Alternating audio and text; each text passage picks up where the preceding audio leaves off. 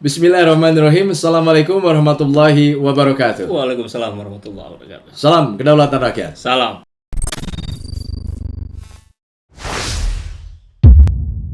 Sahabat, ujaran kebencian dari para buzzer, dari para haters ini semakin menggila, semakin menjadi semakin kuat gitu kan. Ya, sudah pernah kita bahas juga sosok yang satu ini, Ruhut Sitompul. Ya, Jadi ini ada yang baru ini. apalagi? Jadi ada unggahan dari politikus Ruhut Sitompul. Ini yang mengundang berbagai respon tentu saja dari para warganet. Jadi ia itu mengunggah sebuah foto editan sejumlah pengendara sepeda motor. Ini bisa dilihat ya, dengan tulisan di kaos belakangnya itu, tulisannya itu haram dukung Anies Baswedan.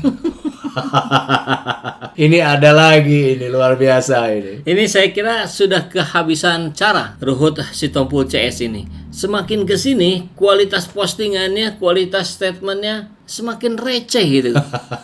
Saya nggak ngerti, kenapa kok nggak bisa sedikit menahan diri saja dulu gitu, berpikir dulu sejenak, gitu. Agar kalau mau membuli itu kualitasnya agak-agak naik dikit lah gitu.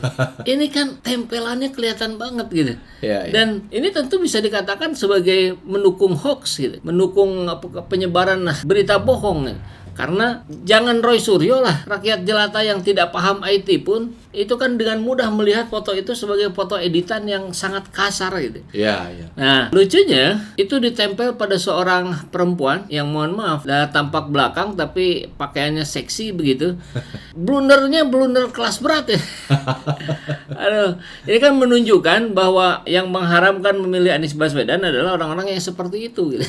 Ya silakan saja kalau begitu gitu. Toh siapapun orangnya, kalau dia masih dalam batas-batas kenormalan, kewajaran seorang laki-laki gitu, tentu tidak mau dong pasangannya diumbar auratnya seperti itu gitu. Yeah, kalau untuk jadi pasangan gitu. Nah, lain cerita tentu kalau konteksnya sebagai sebuah entertain. Kayaknya sih Ruhut begitu. Dia kan orang entertain, dia kan pemain sinetron. Jadi ya sukanya barangkali yang begitu-begitulah gitu. Ya, ya. Ini fotonya juga kayaknya bukan di Indonesia deh kayaknya. Oh gitu ya? Ya bisa jadi gitu. Saya ingin bilang begini Kang, Anies Baswedan sangat diuntungkan dengan statement-statement seperti ini. Sebetulnya dalam satu sisi saya ingin bicara, ayo Ruhut, teruslah bikin blunder-blunder seperti itu agar makin ketahuan bahwa Anda ada di posisi mana gitu. Bersinarnya berlian itu semakin terang ketika yang kotor-kotor, yang redup-redup itu dipertontonkan gitu. Tapi tetaplah saya kira sebagai sebuah pendidikan politik, statementnya seperti yang Ruhut sampaikan ini tentu jelas tidak mendidik. Yeah. Kan kita ingin bersama-sama seluruh stakeholder bangsa ini, kita bersama-sama menuju Indonesia yang jauh lebih baik dalam berbagai hal, dalam semua aspek, termasuk dalam bernarasi. Yeah. Narasi juga kita harus naik level dong. Masa ecek-ecek kayak gini ditampilin oleh seorang politikus tingkat nasional. Iya, iya, iya. Ini seperti hoax, disinformasi, Misleading. Wah. Kita udah nggak bisa ngebedain nih.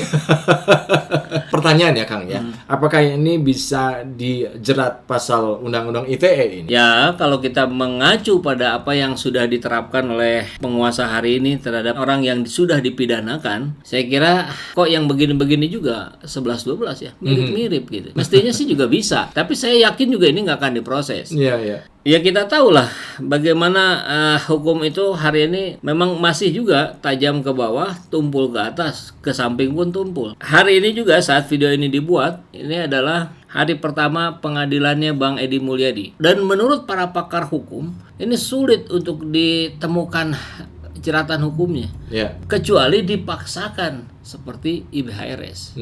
Nah, ya kita akan lihat lah apakah penguasa hari ini sudah mulai menggeser sudut pandangnya, sudah mulai beralih karena tidak terlepas juga dengan konstelasi politik yang semakin berubah. Dan mudah-mudahan sih penasehatnya Bang Edi mampu menunjukkan itu dan hakim mampu melihat secara jernih bahwa di situ tidak ada pasal yang bisa menyerat Undang-Undang ITE terhadap Bang Edi Mulyadi. Ada Ruhut Sitompul, ada juga Denny Siregar yang terus menyerang Anies Baswedan ini Kang. Jadi Denny Siregar ini men-tweet salah satunya adalah kabarnya Anies itu lagi bingung. Dia pengen jauhkan kadrun-kadrun itu karena citranya jadi jelek dan buat banyak partai juga nggak mau dekat-dekat kecuali Demokrat dan PKS. Tulis Denny Siregar. Memang tidak kasar ya. kalau menurut saya. Tetapi sekali lagi ini serangan-serangan ini yang dilakukan oleh para buzzer ini, Kang. Ya, dan akan terus sampai 2024 nanti, bahkan ketika Anies Baswedan sudah terpilih sebagai presiden, saya kira orang-orang ini akan terus berkomentar, beroposisi terhadap Anies Baswedan. Kecuali orang-orang ini terburu dijerat hukum dengan kasus-kasus yang selama ini diabaikan.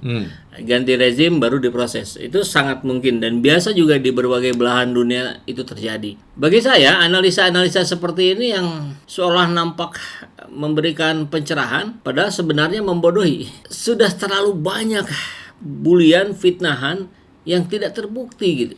Bahkan faktanya adalah yang sebaliknya. Yeah. Ketika dianggap Anies tidak punya prestasi, bukan Pemprov DKI-nya, netizen yang langsung memunculkan, ini loh JIS, ini loh trotoar dibikin lebih besar, ini loh taman-taman dibikin lebih indah, ini loh pelayanan transportasi dibikin dengan lebih terintegrasi, angkot gratis, dan berbagai kebijakan lainnya yang terus-menerus dimunculkan oleh para netizen. Nah, tentu tugas seorang Denny Siregar selama masih dapat pesanan dia akan terus melakukan ini gitu. Sekarang jurus yang dilakukannya sebetulnya tidak ada yang pro Anies katanya, hanya Demokrat dan PKS. PKS tentu dibaca karena kedekatan spiritualnya barangkali, dan kemudian juga aksi-aksi yang memang terfokus pada solusi dan karya-karya nyata. Kalau Demokrat, bandingannya adalah di tangan dinginnya seorang SBY mampu membangun putra mahkotanya AHY sebagai seorang yang juga mampu mengikuti jejaknya, dan disandingkan dengan Anies Baswedan, maka dua partai sudah menyatu, Demokrat PKS, tapi dia lupa.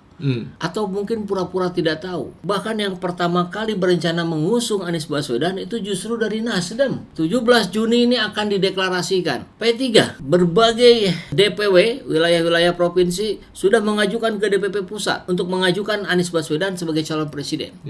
PAN, Zulhas hadir sholat id di JIS bersama Anies Baswedan. Ini bahasa politik yang sangat jelas. PSI yang mulai sadar.